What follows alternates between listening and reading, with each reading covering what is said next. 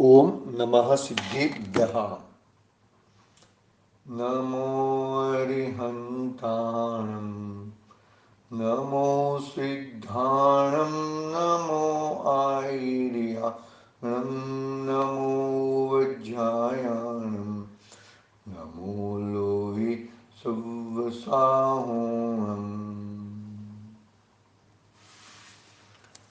यस्य स्वयं स्वभावापि प्रभावे कुत्स्नपकर्मणा तस्मै संज्ञाय रूपाय नमोस्तु परमात्मने।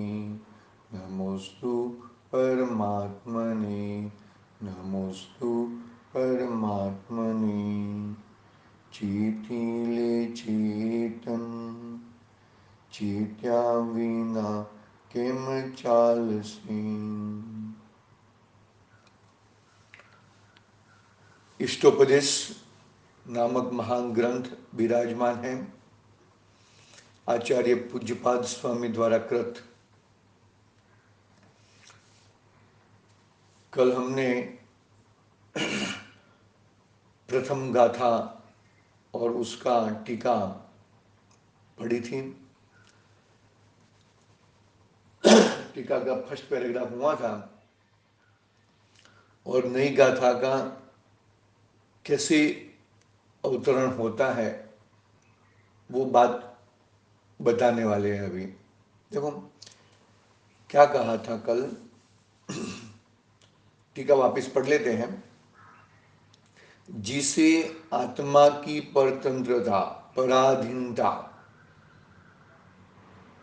पर का अवलंबनपना के कारणभूत द्रव्य एवं भाव रूप समस्त कर्मों के मैं दूसरे का अवलंबन करता हूं, इसके लिए भाव कर्म होते हैं और भाव कर्म से द्रव्य कर्म होते हैं। हा? फिर आगे संपूर्ण रत्नात्रयात्मक स्वरूप के द्वारा, संपूर्ण यानी कि केवल ज्ञान समझ लो, यानी कि सम्यक दर्शन सम्यक ज्ञान सम्यक चारित्र पूर्ण किसको प्रकट हुआ है कि अप्रतिहत अतिशय वाला, यानी कि केवल ज्ञानी को। अप्रतिहत संयमी भी होते हैं लेकिन पूर्ण ज्ञानी नहीं होते हैं, वो साधना के मार्ग में लगे हुए हैं। यहां पर क्या कहा कि संपूर्ण रत्नत्रयात्मक स्वरूप के द्वारा। कंडीशन क्या लगी कि जो अपने संपूर्ण रत्नात्रयात्मक स्वरूप को जिसने पा लिया है, सर्वथा नष्ट होने को, द्रव्य कर्म भाव कर्म सर्वथा नष्ट हो जाने से निर्मल निश्चल चैतन्य स्वभाव की प्राप्ति हो गई है। निर्मल यानी कि कुछ भी, किसी भी प्रकार का बंधन नहीं है, किसी भी प्रकार का आलंबन नहीं है। निर्मल और निश्चल, कभी छूटने वाला नहीं है, ऐसा चैतन्य स्वभाव, चैतन्य रूप स्वभाव। कथनचित तादात्म परिणति की प्राप्ति हो गई। कथनचित तादात्म्य परिणति यानी कि यहां पर त्रिकाल स्वभाव की बात नहीं की, यहां पर पर्याय की बात की, पर्याय के अंश की, एक समय की बात की। इसके लिए कथनचित तादात्म ब्रैकेट में लिखा है, कथनचित तादात्म परिणति की प्राप्ति हो गई है उस संपूर्ण केवल ज्ञान रूप आत्मा को, जो कि मुख्य एवं अप्रतिहत अतिशय वाला होने से समस्त सांसारिक प्राणियों से उत्कृष्ट है। कौन उत्कृष्ट है? अप्रतिहत अतिशय वाला, यानी कि किसी का अवलंबन नहीं है, किसी के अवलंबन से कार्य नहीं हुआ, अपने स्वयं स्वयं पे वजन ज्यादा है, स्वयं स्वभावापि, अपना स्वभाव को स्वयं प्राप्त करता है बस। और किसी से स्वभाव की प्राप्ति होती नहीं है।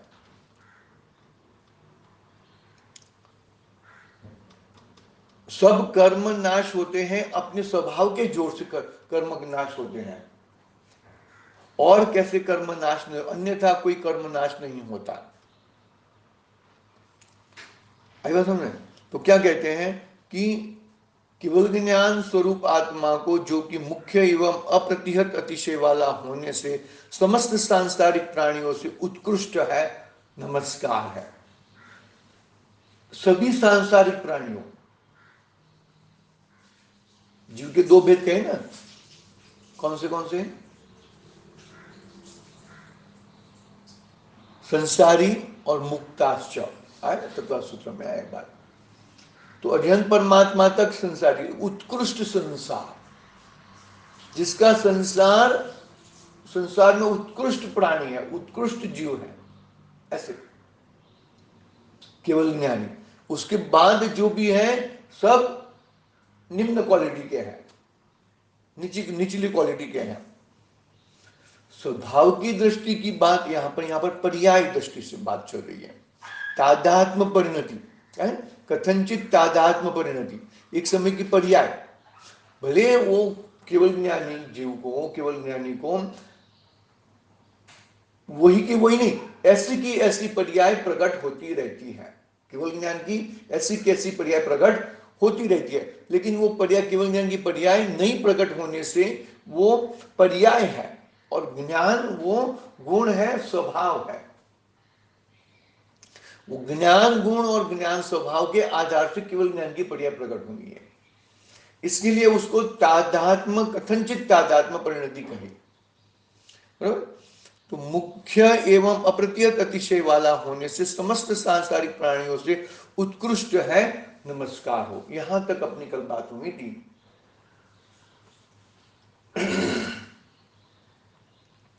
मुख्य बात क्या है इसके अंदर कि अपने स्वयं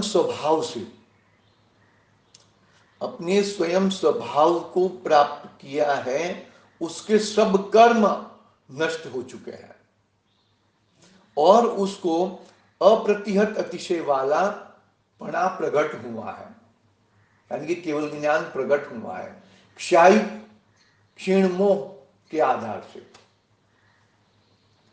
क्षाई बरोबर, क्षायिक भाव है ना, यहां तक हुआ था। अभी आगे की गाथा का उत्थानिका रूप से वो कहते हैं, देखो, स्वयं स्वभावाप्ति, स्वयं स्वभावाप्ति, इस पद को सुन शिष्य बोला कि आत्मा को स्वयं ही सम्यक्त्व आदि अष्ट गुणों की अभिव्यक्ति, यानी कि प्राप्ति, अभिव्यक्ति रूप स्वरूप की उपलब्धि, प्राप्ति कैसे, किस उपाय से हो जाती है, प्रश्न का। गाथा में लिखा है ना, स्वयं स्वभावाप्ति,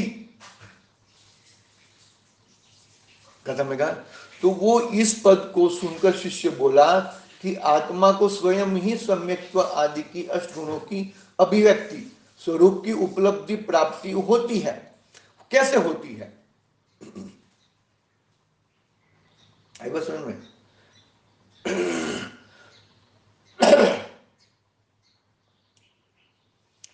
कैसे प्राप्त होती है, कैसे अभिव्यक्ति होती है, उसकी बात कही।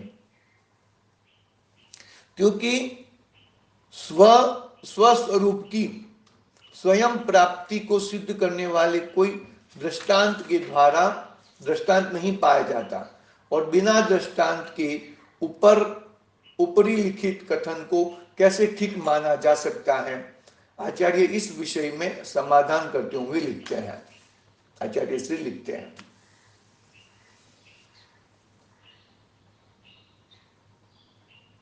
नमकपना, नमक, तो नमकपना कैसे प्रकट होता है? तो अंदर नमकपना पड़ा है तो नमकपना प्रकट होता है।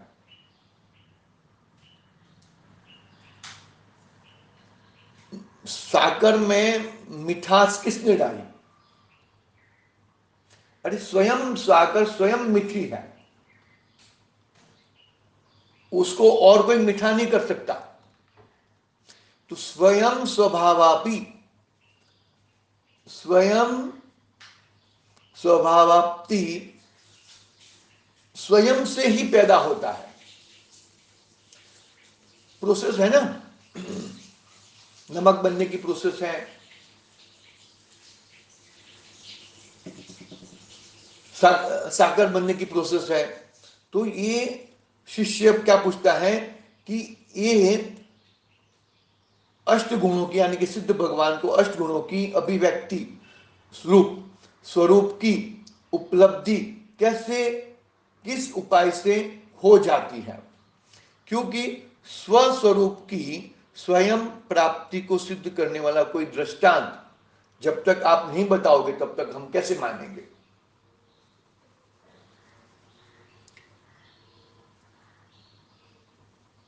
खाराशपना नमक में से आया। वो नमक कहां से आया? समुद्र के पानी से। समुद्र का पानी में से तो पानी तो छूटा, तो पानी में था कि खाराश किस में थी? कि खाराश में थी, पानी तो अलग हो गया, पानी छूटा हो गया। शिरडी के रस में से साकर पैदा हुई, बरोबर है? तो शिरडी के रस में साकर पैदा हुई तो कुछ तो बाहर निकल गए, बाकी सब तो बाहर निकल गया, और वो जो मेन पदार्थ था उसमें से साकर पैदा हुई। तो मतलब ये मतलब हुआ कि भाई जो अंदर था वो प्रकट हुआ है। अंदर खाराशपना प्रकट था तो वो खाराशपना बाहर आया है। अंदर मिठासपना था तो मिठासपना प्रकट हुआ है, बरोबर? आई बस उन्हें शिरडी के कुचे फेंक दिए, ऊपर की छाल फेंक दी, मूल फेंक दिया, उसके गट्ठे गट्ठे सब फेंक दिए, बरोबर है? पानी में से कचरा, पानी फेंक दिया, कचरा फेंक दिया, सब कुछ फेंक दिया, और क्या बचा? नमक बचा। उसमें से क्या बचा? शिरडी का रस, और शिरडी का रस को पका के जो भी करते हैं वो उसमें से शक्कर पैदा हो गई। ऐसे दृष्टांत, कोई दृष्टांत स्वयं स्वयं स्वभावाप्ति, ऐसे कोई दृष्टांत से हमें कृपया आचार्य देव आप समझाओ। ऐसा समझाने के लिए आचार्य देव ने नई गाथा, दूसरी गाथा का अवतरण हुआ। गाथा नंबर 2 पढ़ते हैं, देखो। योग्योपादान योगेन दृषद स्वर्णता मता द्रव्यादि स्वादि संपत्तावात्मा नोप्यात्मात्मता मता। देखो क्या हिंदी और गुजराती पढ़ते हैं। स्वयं पाषाण सुहेतु से स्वयं कनक हो जाए, सुद्रव्यादि चारों मिले आप शुद्धता थाई। योग्य उपादाने करी पत्थर सोनू थाय, ते मसुद्रव्यादि करे जीव शुद्ध थई जाए। गाथा पढ़ते हैं। उपादान की बात आई।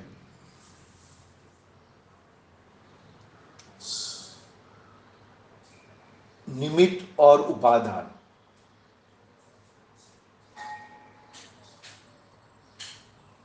मिट्टी में से घड़ा बना, बरोबर है? तो इसमें उपादानगत कार्य तो मिट्टी का ही है, और बाकी सब कुंभार, चाक, रस्सी, डंडी, पानी, वो सब निमित्त कारण है।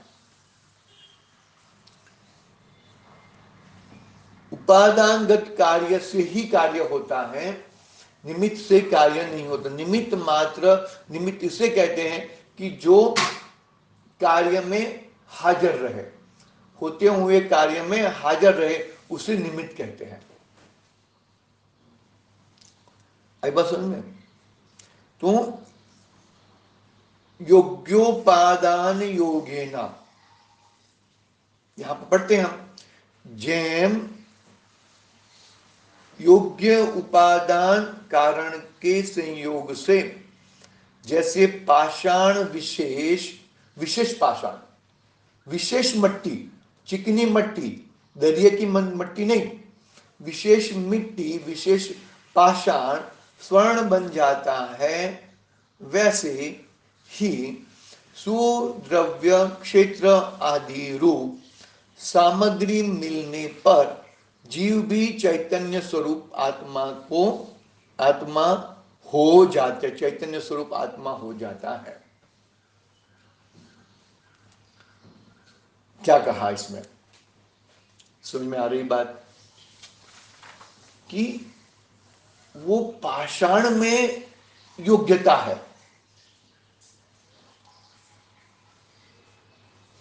पाषाण विशेष में, दरेक पाषाण में नहीं है। गिरनार के पाषाणों में सोना है, लेकिन वो सोने की प्रोसेस में पैसा पूरा खत्म हो जाता है, यानी कि वो प्रोसेस से प्रॉफिट होने वाला नहीं है। लेकिन वो विशेष पाषाण, विशेष मिट्टी, घड़ा जो बनता है वो विशेष मिट्टी से बनता है। रोटी जो बनती है वो गेहूं से बनती है और किसी से बनती नहीं है। तो वो उपादानगत कारण तत्समय की योग्यता कहो, बराबर है, और त्रैकालिक उपादान कहो। त्रैकालिक उपादान तो पड़ा ही है, लेकिन कार्य तत्समय की योग्यता, यानी कि क्षणिक उपादान से कार्य होता है। समझना अच्छी तरह से क्या कहना चाहते हैं कि भाई जो तत्समय की योग्यता है उससे ही कार्य होने वाला है, तत्समय का क्षणिक उपादान से ही कार्य होने वाला है। त्रैकालिक उपादान तो पड़ा ही है, जैसा है वैसा पड़ा ही है, लेकिन क्षणिक उपादान वो पुरुषार्थ है। क्षणिक उपादान वो उससे ही कार्य अपना होता है। तो क्या कहा, देखो, योग्य उपादान, हाँ, योग्य उपादान कारण के संयोग से जैसे पाषाण विशेष स्वर्ण बन जाता है। स्वर्ण विशेष पाषाण स्वर्ण, इसमें से स्वर्णपणा निकलता है, मट्टी मिट्टीपणा बाहर चला जाता है। सुद्रव्य सुक्षेत्र से क्या कहना चाहते हैं कि भाई वो जो पाषाण है, वो पाषाण में से सोना सुद्रव्य और सुक्षेत्र आदि, सुद्रव्य सुक्षेत्र सुकाल सुभाव स्वभाव, उसके कारण उसके आदि रूप सामग्री मिलने पर पाषाण में से सोना बन जाता है। समझना, सुद्रव्य कह के वही पाषाण में तुझे कार्य करना है। सुक्षेत्र यानी कि वही क्षेत्र में तुझे कार्य करना है, वही समय में कार्य करना है, और उसका स्वभाव है उसकी प्राप्ति होगी।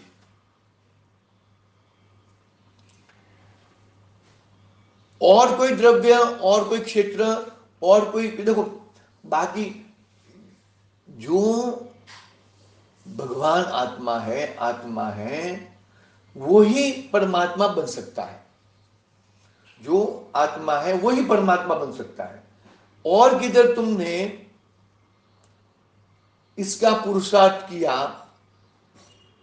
बरोबर है, क्षणिक उपादान और किधर लगाया, तो न तुझे सोना मिलेगा न भगवान आत्मा मिलेगा।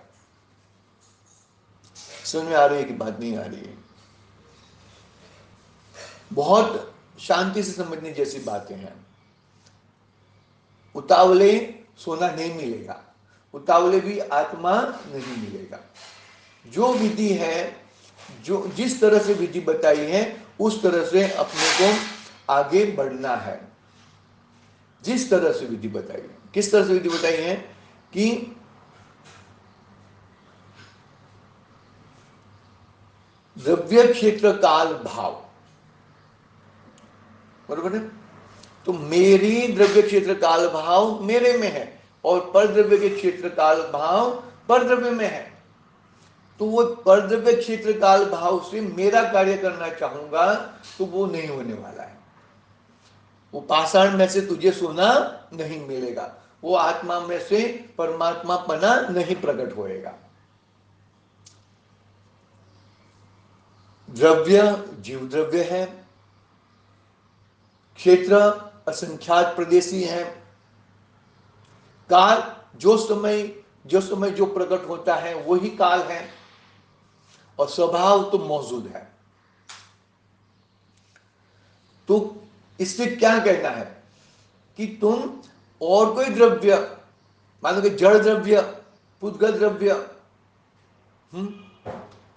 आदि से तुम कार्य करना चाहते हो तो ये कार्य सदने वाला नहीं है। अगली गाथा में जो बताने वाले हैं उसका ये बता दिया। अगली गाथा में बताएंगे ना कि व्रत तप आदि से शुभोपयोग होएगा, अशुभोपयोग छोड़ने का है और शुभोपयोग करना है, इससे तुझे पुण्य मिलेगा लेकिन परमात्मा पना नहीं मिलेगा। करना है, व्रत आदि परिणाम करने हैं, तो तेरा योग्य उपादान गत कार्य कहां करना है, कौन से द्रव्य में करना है, कौन से क्षेत्र में करना है, कौन से काल में करना है और कौन से स्वभाव से करना है। आई बात समझ में?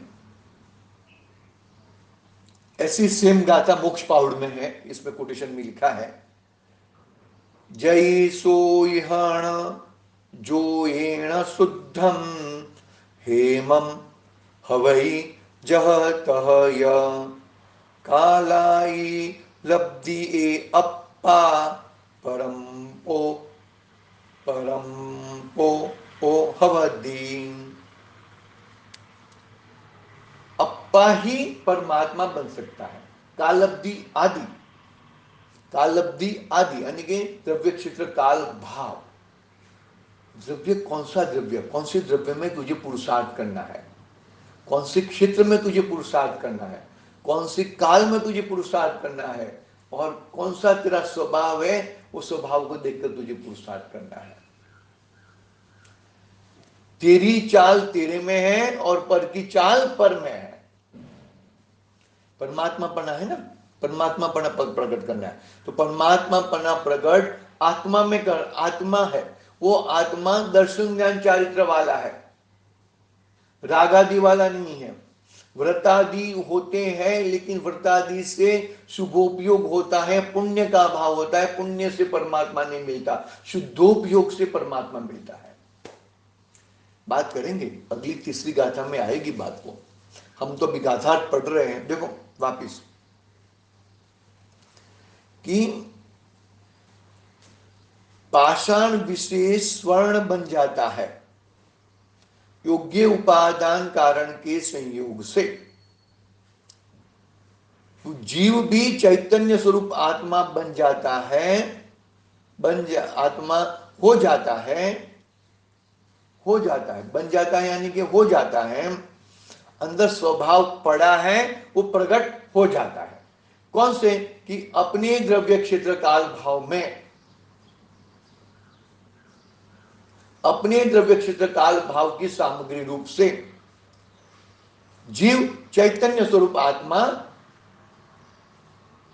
हो जाता है, चैतन्य रूप हो जाता है।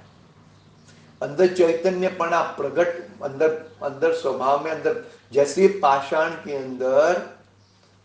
के अंदर क्या पड़ा था, वो मट्टी के अंदर, वो समुद्र के पानी के अंदर, वो शिरडी के अंदर, बरोबर है, वो पड़ा था, बरोबर है।